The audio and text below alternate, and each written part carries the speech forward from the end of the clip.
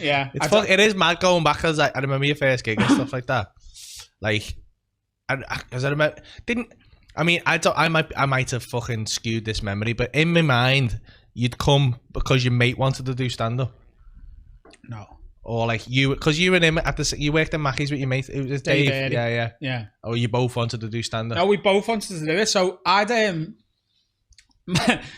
my first sort of interest in doing stand-up came at sixth form, because I was part of the sixth form student council. Imagine that. You're a fucking nerd, you. Right? So it's not that I'm a nerd. I just liked being elected into a position of power. Yeah, that's what I mean. You love power. I mean? Yeah, absolutely. It's nothing to do with like, I want to sort the school out. I can imagine you were a cunt as well. I was like, vote for me. Yeah. We have 4 break times. Doing your Edinburgh show bucket speech in fucking sixth form. Doing the Al Pacino speech from any given Sunday. I can't do it for you. Yeah, so I was on that student council, and we arranged this massive talent show called Cardinal Heaton's Got Talent, and there was like 4 other schools nearby that we got involved, and it was going to be this big thing, and the head of sixth form was like, well, what talents are you going to do? You've got to do something. And I was like, I'll do stand-up. I've always been interested in it. And I remember a couple of my mates going to me, you can't do that, lad. Imagine if it's shit. Your social life is done. At 16 years of age, it's done. And I was like, yeah, fair enough. So I just didn't do it. I was talked out of it. And then, as you say, I was working in Mackey's, and one of the managers, Dave Airy, we were just really good mates.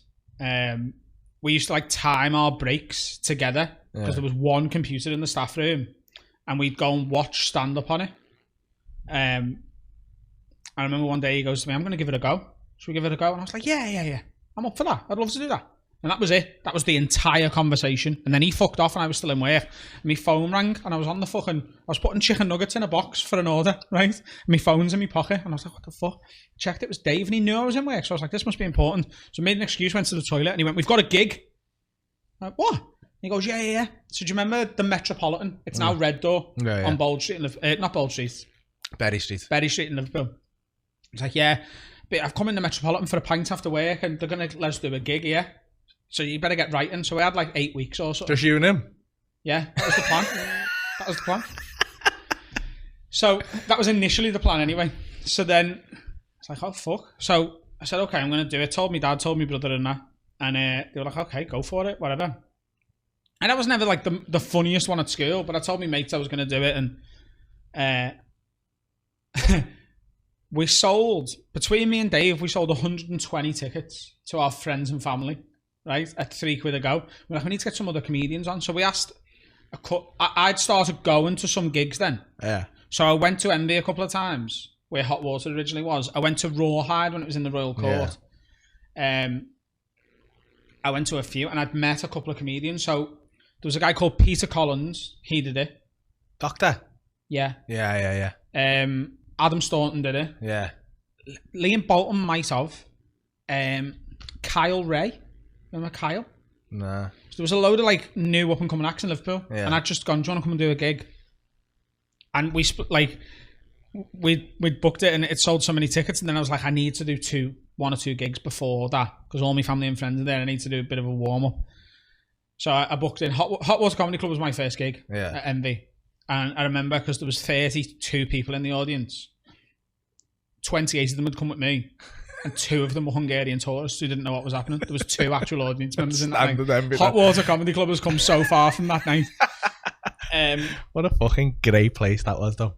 Amazing. And my second gig was in Preston at Beat the Frog, which I think I come joint first with Peter Otway, who's now a good mate of mine. And my third gig was meant to be at the Metropolitan, but the Met shut a week before that gig. So we moved it to the Casa, which is around I come and watched. Did you? Yeah. And I thought you didn't like me because I made a joke, and I think you were just stressed out, to be honest, looking back on it. Yeah. Because you were taking the money in like a burger box. Yeah. And I went, that's a good idea, that lad. A fat lad with the burger box, no one's going to try and take that off you. And you just went, and just walked away from it and went, oh, I think I pissed him off there. It's funny that you remember that.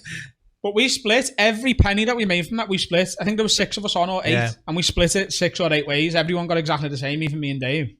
And then from there, So when I'd come to Envy, it wasn't that me mate wants to do stand up. It's that me and Dave were both going to do it. And you just didn't want to fucking die on your ass in front of your mate. Yeah. But you did anyway. Well, you didn't, did you? No. Well, you didn't really want to do your first gig.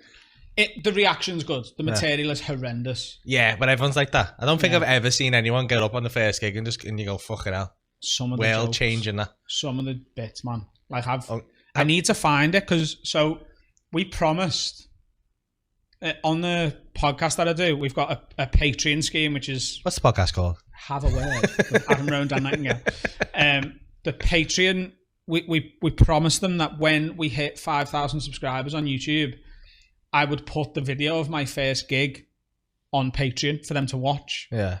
I can't access it, but I need to find it because it's so bad. Some of the jokes are horrendous. I remember sharing it with me years back, saying I've got it, but it was a private link. Can you? Yeah, I've got it, but so it's not on a private link. It's a completely unlisted link. Yeah. So you can't get it unless you log into the YouTube account that it's on, and I've completely lost the login. So I need to try and find it somehow. But yeah, it's a really bad one. You